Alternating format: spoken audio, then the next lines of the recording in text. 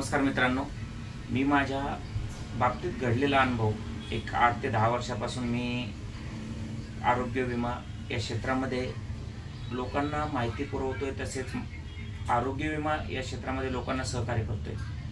तुम्हाला एक मी गोष्ट सांगतो, तुम्ही गोष्ट म्हणून ऐका किंवा मग एक त्याच्यातून जर काही घ्यायचं असेल तर तुम्ही याच्यामधून काय आपल्याला बोध घेता येईल याविषयी विचार करा। मी तुम्हाला एका कुटुंबाची, गरीब कुटुंबाची एक कहाणी सांगतो। एका गरीब कुटुंबामध्ये एक शेतकरी कुटुंबातील एक मुलगा होता।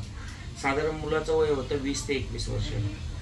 कुटुंबाची परिस्थिती अत्यंत गरीब आणि साधारण नॉर्मलच परिस्थिती, समजा ग्रामीण भागातलं कुटुंब होतं। कुटुंबाची शेती जास्तीत जास्त 2 एकर होती, त्याच्यामुळे उदरनिर्वाहाचं साधन फक्त शेतीच होतं।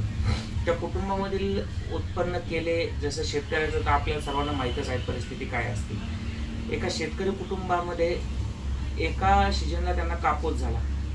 तो कापूस आता गावाकडे जर म्हटलं आपण तर कापूस ठेवायचा कुठं, गावात घरात पत्र्यात किंवा घरातच ठेवावा लागतो। तो कापूस घरात ठेवल्यामुळे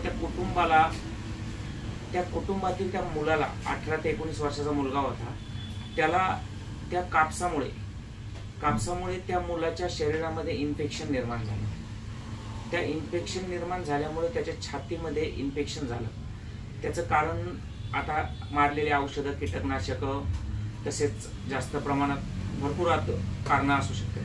पण त्या टायमाला त्या कुटुंबाने एक हुशारीची गोष्ट केली होती, त्याचं मी तुम्हाला आवर्जून सांगू शकतो।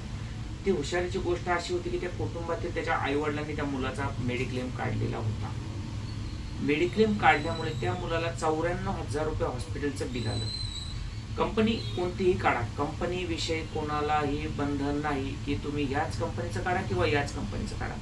हे सांगण्याचं कारण एवढंच आहे की आरोग्य विमा असल्यामुळे त्या कुटुंबाचे 94,000 रुपये वाचले। हॉस्पिटलसाठी त्या कुटुंबाला एकूण 96,000 रुपये खर्च आला, त्याच्यामध्ये 94,000 रुपये मेडिक्लेम पास झाला।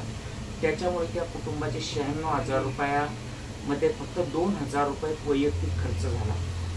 2,000 रुपये वैयक्तिक खर्च झाला आणि 94,000 रुपये वाचले। सांगायचं एवढंच आहे की 8,500 रुपये भरून 10,000 रुपये भरून जर त्या कुटुंबाच्या एका घरातील जर समजा 1 लाख रुपये वाचत असतील तर तुम्ही विचार करा की आरोग्य विमा घेणे महत्त्वाचे आहे का नाही। नमस्कार।